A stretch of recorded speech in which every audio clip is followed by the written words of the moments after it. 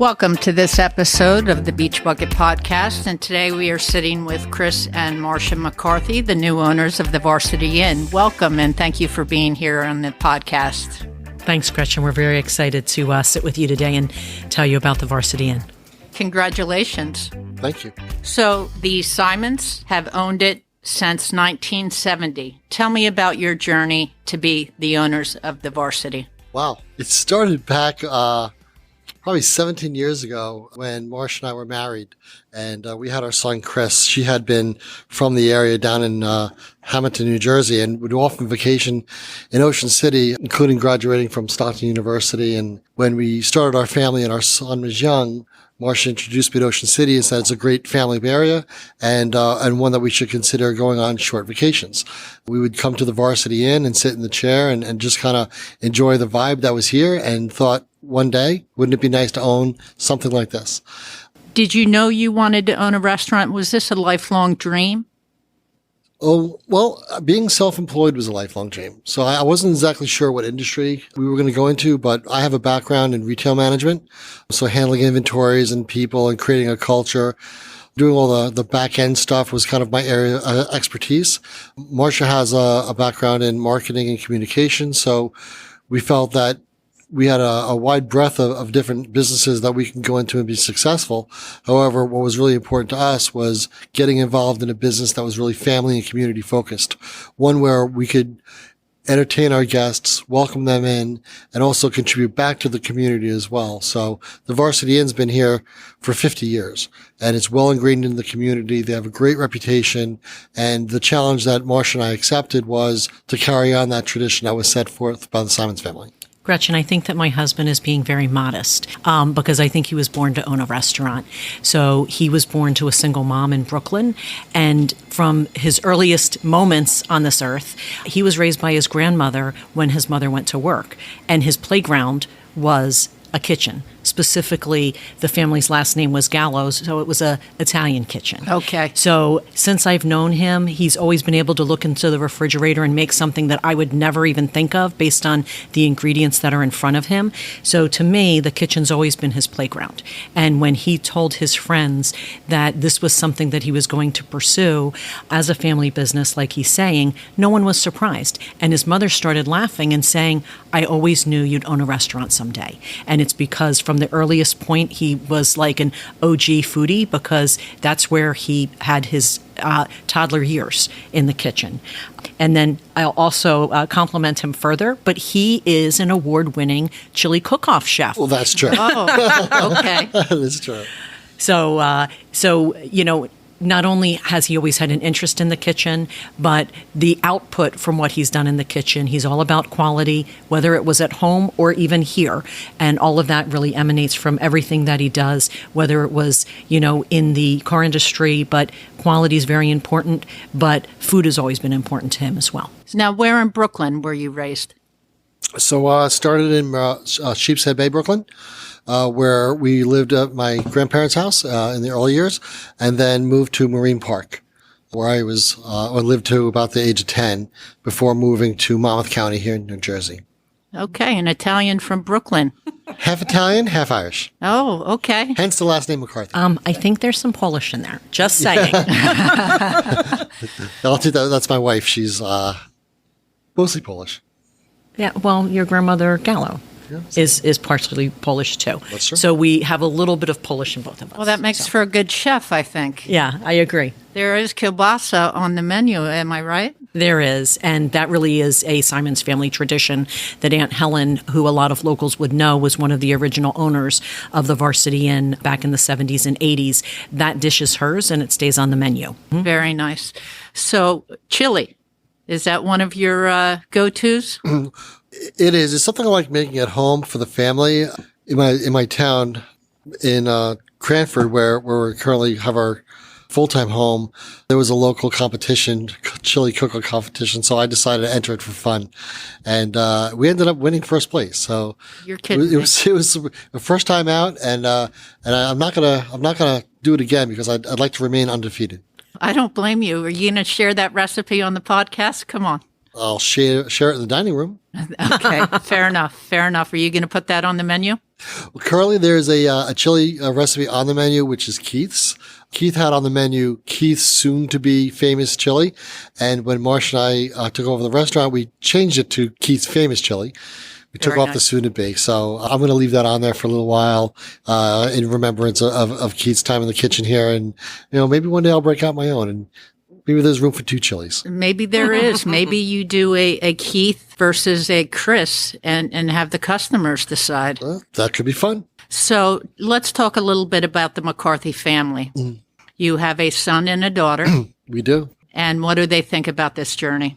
They're very supportive. So there was a lot of, as you would expect, a lot of hesitancy. So, Marsha and I were both in the corporate world, and it was very, very predictable. So 9 to 5 jobs, and paycheck was steady, and you always knew how many vacation days you had and all that. And you could build into a routine where you make time to pick up your kids at school. And then when we were talking about the restaurant, it became an unknown. So as adults, we're able to accept that, understand that there's a risk involved, and calculate it out. And if it looks to be a smart move, you can make that jump if you want to. But, from the perspective of teenagers, so who moved my cheese? So what is it going to be like? What's the change going to entail? So my dad's living down in Ocean City. My mom's living up in Cranford. The numerous unknowns to them, I think, was a little concerning.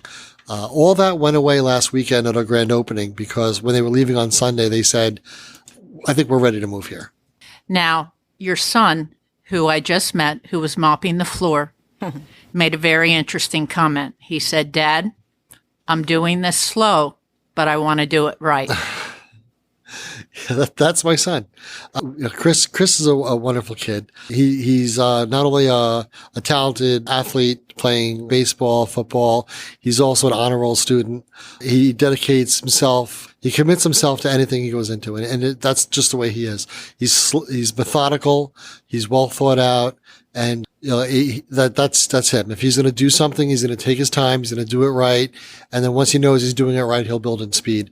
And that's something that I try to let everybody that works for me know is that I'd rather not rush something and do it wrong. I'd rather take a little bit longer and get it right the first time, because you don't get a second chance to make a first impression. If I can jump in too, I think one of the things that has made the Varsity Inn successful for as many years as it has is that, Keith gave us a word of advice, and he said, you don't have to be the fastest, you don't have to be the cheapest, but what you have to do is be the best. So ironically, when Keith's family purchased the building in 1969 and then opened in 1970, he was Chris's age. He was our son's age.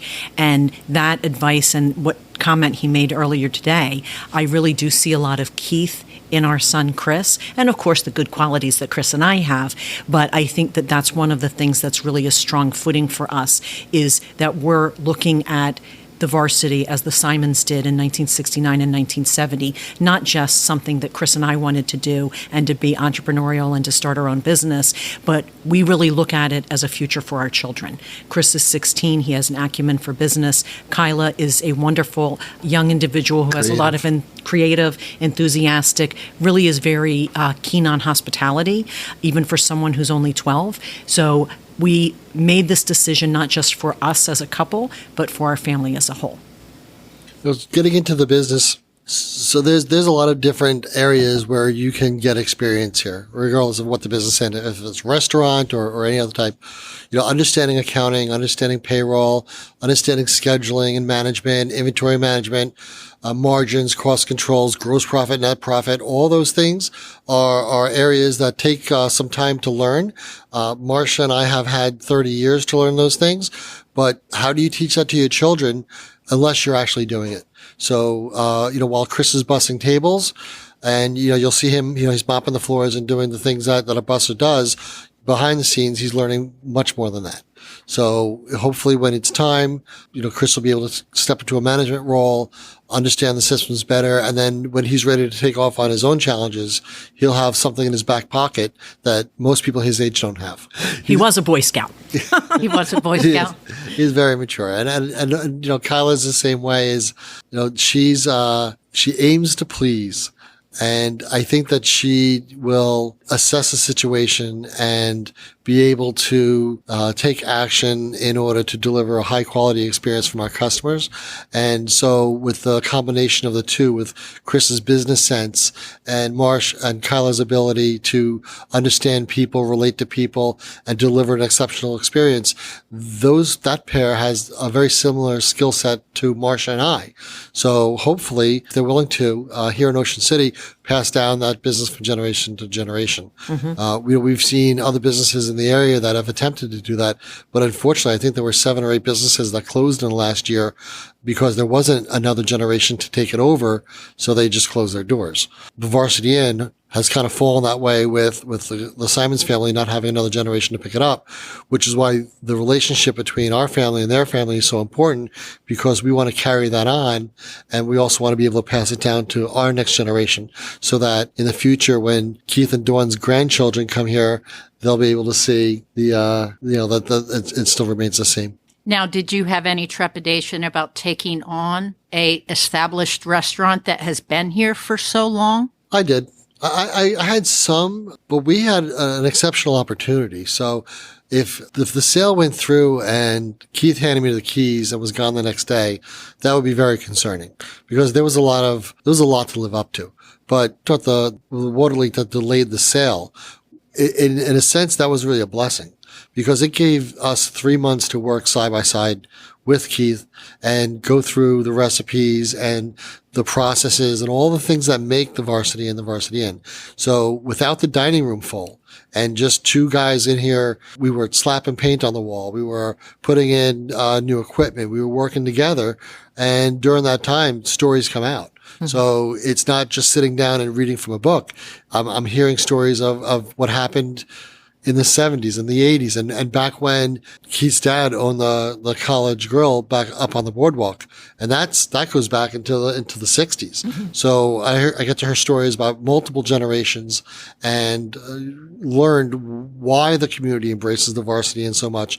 And I hear it from the customers as well. Not a day goes by that somebody doesn't pull a chair over to their table and say, "Hey, sit down. I got this story to tell you." And it's wonderful how being able to inherit that history. And we're very proud that it was entrusted with us. How have the customers been since you've opened the doors? Amazing. Yes. Nothing short of amazing. And what's funny is I'm learning from the experience. And for example, there's several regulars that come in, some every day. Almost daily, yes. Almost daily. Mm-hmm. And they've been coming here almost daily for a long time. And I didn't know this, but so we opened up on a Saturday, exactly a week ago. And then I start seeing the same person, same people walking the door early, 7 a.m., 7:15 a.m. And the waitstaff, "Oh, that's so-and-so. He's here every day." I didn't realize that they had that following. I understood that people, because, we would come here often. I understood that there were people that visited frequently, but to have people who trust us to make their breakfast every day, that was surprising. And certainly those are the type of loyal customers that we want to make sure that we're satisfying and living up to their expectations.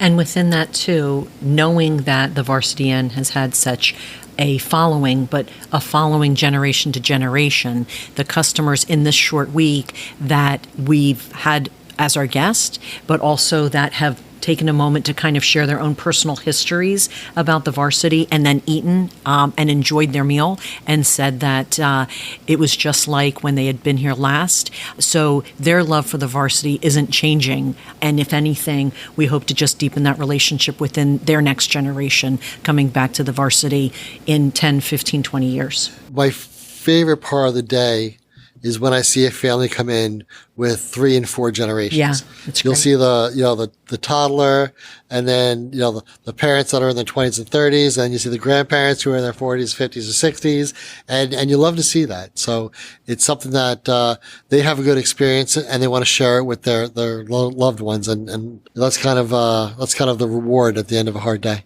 Well, I have an anecdotal story because I just thought it was great that there was not a huge party, but a party of 2 that came in, and it was a dad. His name was Rick, and Dylan, who was his 7-year-old son that came in today. They're from Chatham, New Jersey, so North Jersey, and they sat down, and Dylan leaned back in his chair and said, "I want the usual." So I And he was 7. so cute. And of course, it was the grilled cheese. Yeah. Very nice. How about your employees? Have they stayed on? Yes, we retained almost the entire staff. I think there was, out of the 17 people, there was one person that took a job in a different area. After, they were during the time we were closed for 2 months, they job searched, found another job. But 99% of the people stayed.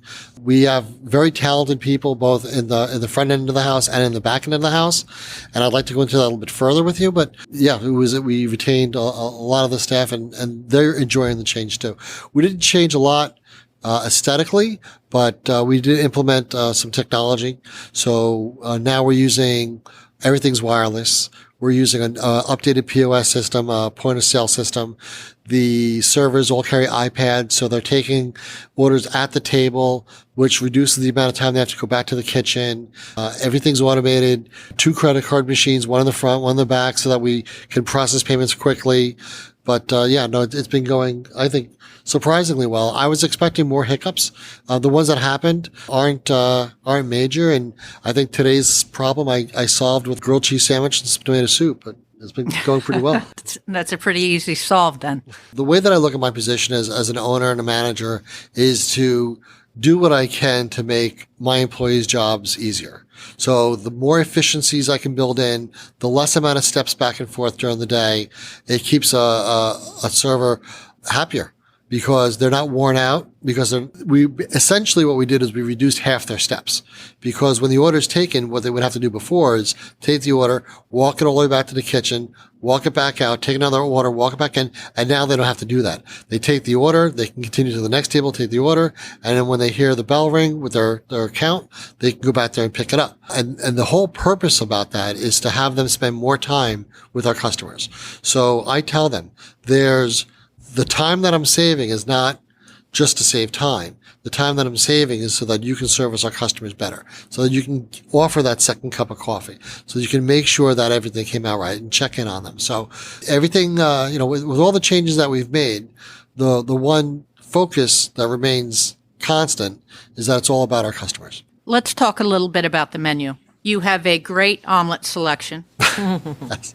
French toast, eggs, breakfast sandwiches. Let's talk a little bit about the John Wayne chip beef. We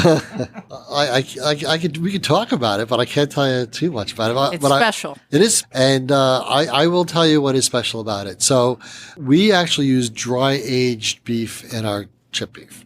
So that is something that was an old fashioned recipe. It's the way that it was originally done. That's kind of been lost in modern times, where people are just using ground beef and they're calling it chip beef. But there's actually a type of beef and a way of aging it so that it tastes like the original recipe does. So I believe the Varsity Inn is one of the few places in the area that you'll actually get an authentic chip beef. It's fantastic. Thank you. Now, you also have the Boardwalk Benedict, which I think is out of this world. You have the option, which I've never seen. You can get it with pork roll. It's a Benedict where you can either get it with bacon or with pork roll. I love it. Thank you. I love that idea. Thank you. With that particular one, there's a lot of things on the menu that Chris and I cannot take credit for, because, again, we're carrying forward the Simons family tradition. So the John Wayne was on Keith's menu, and the Boardwalk Benedict was. However, my husband every once in a while jumps in on the marketing side and, kind of amends names. And Boardwalk Benedict in name is Chris's, but the recipe itself is Keith's. I don't care who's taking credit for it. I think putting pork roll on that Benedict is fantastic. Thank you, Keith. Thank you very much, Keith. And then the Greek eggs Florentine, which is essentially a Benedict, but it comes with tomato, spinach, and feta on that Benedict. I think that's another excellent addition. Thank you, Chris. Thank you. Oh, is that you, Chris? That was me. Well done. And then I also want to mention the Sinfully Good French toast, which is, do you want to say what that is? Oh, I will. So So you should probably cut your eating habits down a day before if you're going to come in for one of those. We actually partner. We get all our bakery items from Deluxe Bakery. So it's one of the things that we've done here, and even in the turnover process is we've sampled bakeries and decided which ones that we're carrying the best product, because quality is the most important thing. And those are cinnamon rolls. We buy cinnamon rolls from Deluxe Bakery, and they're shipped in every single morning. So they come out warm when we get them. The way we make that French toast is we actually cut a cinnamon roll in half and then make that French toast. So it's pretty, we have people that come in time and time again. And throughout the time when I was posting on Facebook about us, taking over and relaunching the Varsity Inn, that I think was the most common phrase was, don't get rid of the cinnamon roll French toast. So. And served with the honey cinnamon butter. Which we make in-house as well. Yeah. That's my next order. And then the avocado caprese toast. Mm-hmm. Now, the avocado toast was an injection from the McCarthy family. One of the things that is a little bit of a nod to our children is that they both love avocado toast. And as a mother, I just love that they want to eat something healthy in the morning before school. So what's really nice when Chris and I were saying that we wanted to include avocado toast is that the caprese avocado toast is what I make Kyla, and the avocado BLT is what I make Chris. Very nice. Well, that is what I'm going to have after I have the Sinfully French toast. I'll have that the following trip. Awesome. Well, you do know that if you're going to be coming here that often, you should join our loyalty program. Well, let's talk about the loyalty program. We just started that today. Was the day we formalized it. So we understand that during the summer season, there's plenty of people in town to come and patronize the Varsity Inn. But what's most important to us are the full-time residents. So looking in the fall, the winter, and the early spring, we thought, how do we reward those people in Ocean City that come to us on a consistent basis? So we employed a loyalty program where if you sign up, we award 1 point per dollar spent. And then once you hit 100 points, you get 10% off your next visit. So it's our way of giving back, and we think it's a fairly generous offer. And we're already seeing customers coming in, and even after the first day, they're looking at their bill. They just spent X amount of dollars for breakfast with their family of 5, but they've already earned a 10% discount the next time they come in. So. That's great. Lunch. Let me just start off by saying I had Jersey tomato soup, and hands down, the best tomato soup I've had ever, anywhere. I can say that very easily. Yep, that's Keith. Yeah. So that's what the Varsity Inn is known for. So the combination is actually called the Red Raider, and it's on our menu, and it is the number one selling item on our menu. Basically, it's a roasted tomato soup that gets a few homemade croutons put in it. We top it with a shredded cheese, and then we bake it under our broiler so the top comes out crispy and crunchy. And the best way to have it is with the grilled cheese sandwich, because there's nothing better than dipping a grilled cheese sandwich into a hot bowl of tomato soup, and people love it. As a matter of fact, we have a round top 6 table come in, and there was a family. It's on our Facebook page.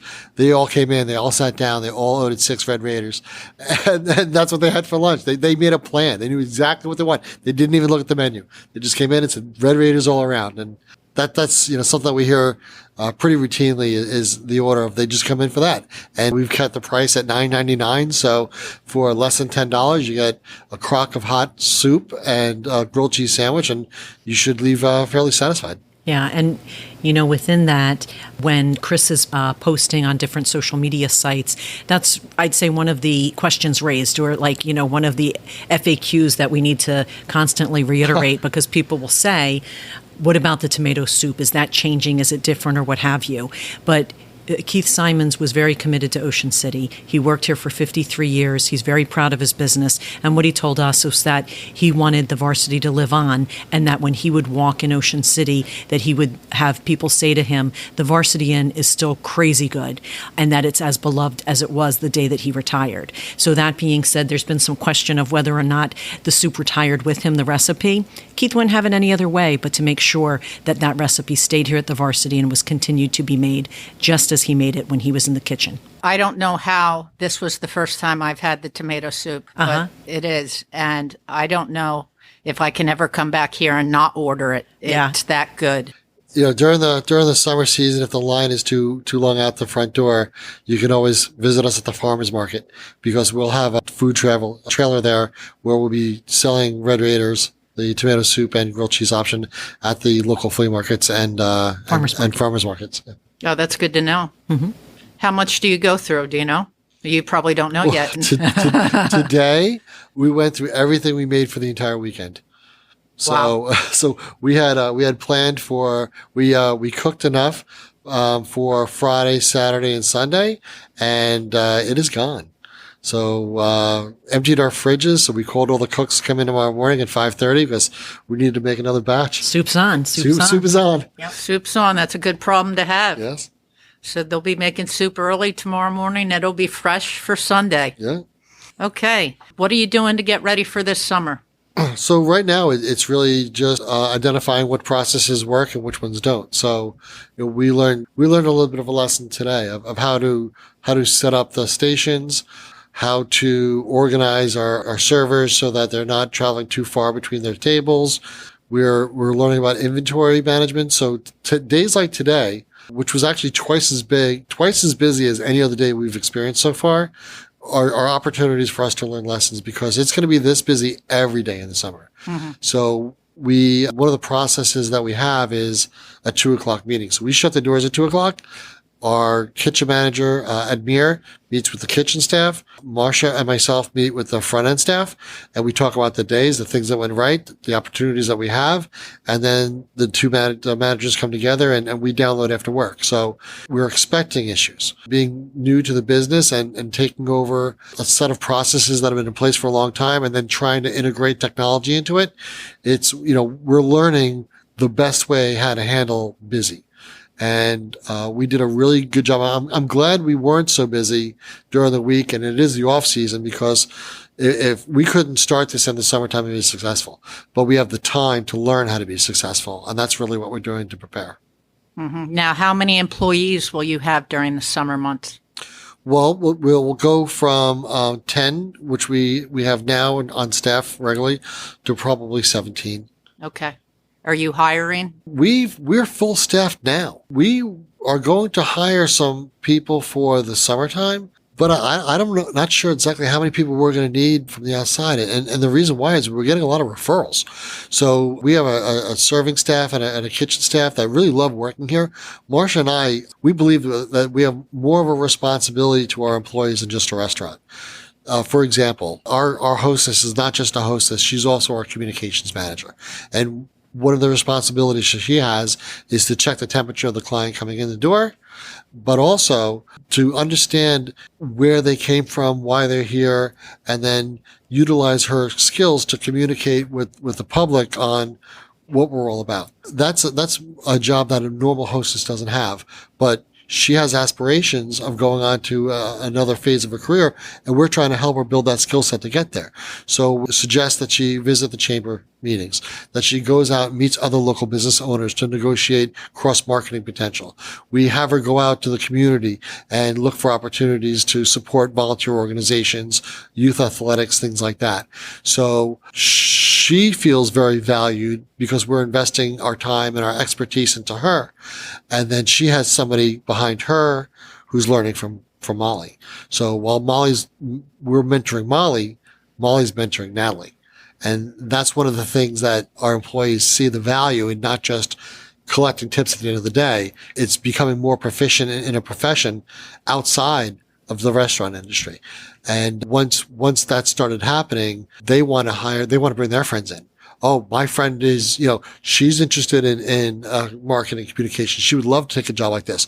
I have our cook, Froy, he has aspirations of owning his own food truck. So we're giving him opportunities back in the kitchen that he would not normally have. And I tell him, I know I got you for a short period of time. He's very talented. He's going to go on and do something else. Maybe I have him for a year. Maybe I have him for 3. I don't know, but I don't have him forever. But what I want to do is make sure that when he leaves here, he's prepared for that part of his career. And after 30 years of industry experience, hopefully I can pass that down to him. Froy understands that. Froy's willing to bring in people that he knows in the industry and say, listen, this is the place you want to work. And with all that talk, I can really boil it down to is we strive to be the employer of choice in the restaurant industry in Ocean City. And we'll do whatever we can do to make sure that we're treating our employees right. And because that message is out there, we don't experience the staff issues like other restaurants do. So while you're hearing a lot of, I can't find help, we don't seem to have that problem here because we're attracting good talent. And so far, it's working out pretty well. Mm-hmm. That being said, that we know that the summer is coming and that when we go from being open 5 days a week to 7 days a week like we are in the summer, so currently in the off season we're open Thursday through Monday, 7 to 2, and then May 1 we'll be shifting to 7 days a week, 7 to 2. So there will be a summer hiring process that will begin March 1. That being said, Chris was touching on a couple of things on the customer service side, is that we really are looking for those talented individuals to add to our summer team, but that really embrace the philosophy that Chris and I have, and frankly the Simons family had, which is great days begin at the Varsity Inn.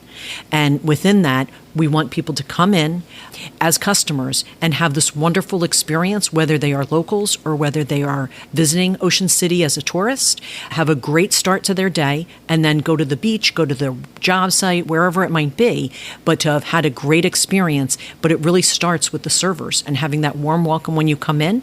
And when we do move to hire staff for the summer, those are the individuals that we're looking for. Those are the individuals during the interview process that we're really trying to ascertain from them, are you able to provide that quality experience for someone who's walking in the door for our guests? We have an A team here, and we're looking to hire other A team players, and that's why we put all the effort into developing our staff, is because we do want the best. We want the best servers, the best cooks, the best busboys, the best dishwashers, and it's important, and we value them, and they value us.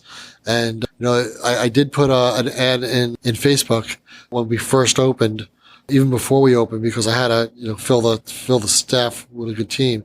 And the last sentence was good vibes only. Yes.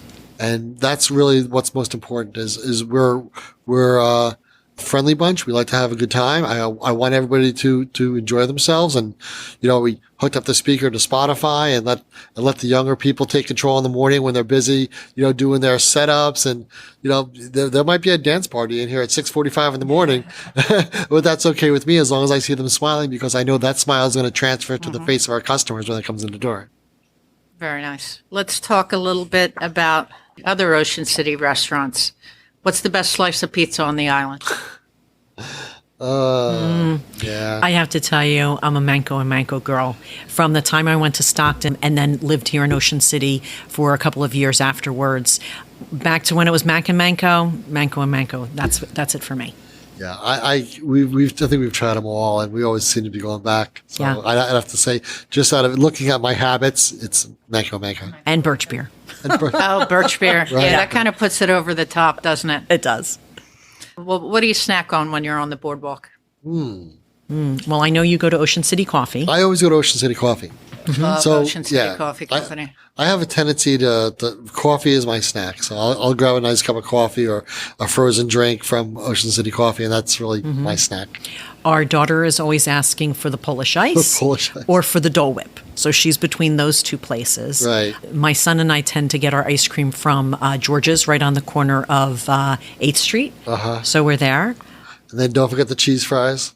Oh, Frenchie's. Frenchie's cheese fries. My son is you can always see him. We're headed to the beach. He runs into the kitchen, grabs our Frenchie's bucket. Frenchie's bucket, so we get the $5 refill. Nice. How about seafood? Yeah, It's not in Ocean City. Yeah, not in Ocean That's City. okay. That's okay. Yeah, we haven't found. We did have a good experience with one of the boil companies in town. But for the most part, we have a tendency to go off island for That's for okay. good seafood. Where do you go? Smitty's. Yeah. Smitty's? Okay. Yeah, at Summers Point. You're allowed to go off island. Love it. Yeah, it's actually our son's favorite. So again, as a mom, when you have a child who's 16 years old and wants to go for the clam chowder, okay, I'll do that. Smitty's clam chowder. Okay. Yes. And how about surf shops? 7th Avenue. Yep. Yeah, we Marsha and I, we have a townhouse it's on 7th Street. So, that's at the end of our street. And back, even going back a number of years ago, when we first started coming down here and Chris was old enough to swim strongly in the ocean. He's taken some surf lessons from them.